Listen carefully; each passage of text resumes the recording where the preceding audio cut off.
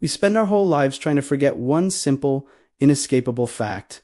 We are all going to die. It's a heavy thought, right? So we distract ourselves. We chase careers, we fall in love, we binge watch shows, we scroll endlessly, we fill every waking moment with noise to drown out the silence. The 17th century philosopher Blaise Pascal believed this was our greatest mistake. He saw humanity caught between two terrifying states, boredom and dread.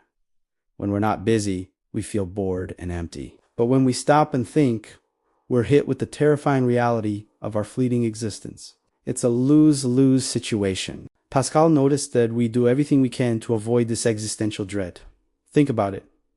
Why do we crave entertainment? Why do we constantly seek new experiences? He argued it's because we can't stand to be alone with our own thoughts. The silence forces us to confront the big, scary questions about life, death, and meaning. It's like being in a prison cell, knowing our execution date is set, but doing everything possible to ignore the calendar on the wall. But Pascal asked a revolutionary question.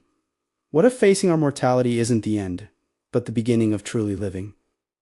This is where his famous idea, Pascal's wager, comes in. Now, it's often framed as a simple bet on God's existence. If God exists and you believe, you gain eternal bliss. If you don't believe, you face eternal damnation. If God doesn't exist, you lose nothing either way. So, logically, believing is the only sensible choice. But that's a very surface-level reading. The wager is much deeper than a celestial gamble. It is a powerful remedy for the nihilism that seeps in when we feel life has no meaning. Pascal is telling us that we are forced to make a choice. We are on this ship, and we have to bet our lives on something. The core of the wager isn't about proving God's existence. It is about confronting the ultimate choice we all face.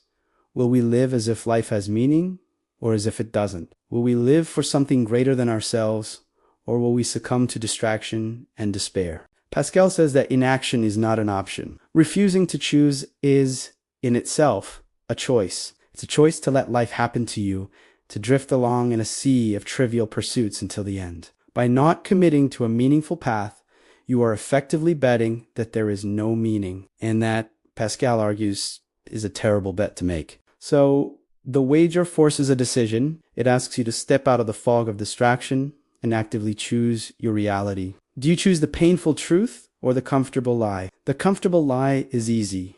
It's the endless cycle of work. Consume, distract, repeat. It keeps the scary thoughts at bay, but at what cost? We live a life half-lived, constantly running from a truth that will eventually catch up to us. The painful truth, on the other hand, is to accept our mortality. It's to acknowledge the abyss, to feel the dread, and then to choose to live a life of purpose anyway. This choice is the ultimate act of defiance against meaninglessness. By choosing to live as if your actions matter, as if there's a purpose, you create that purpose. You start living with intention. Every moment becomes precious because you know it's finite. Relationships become deeper. Your goals become more significant. You're no longer just passing time. You're investing it. This doesn't mean you have to become religious in the traditional sense. It means choosing to believe in something in love, in justice, in creating a better world, in personal growth. You bet your life on the idea that it's all worth something. So, what's your wager? Will you continue to distract yourself, hoping the big questions just go away? Or will you face the void and make the conscious, deliberate choice to live a life filled with meaning? It's the most important bet you'll ever make. The stakes couldn't be higher. It's your one and only life.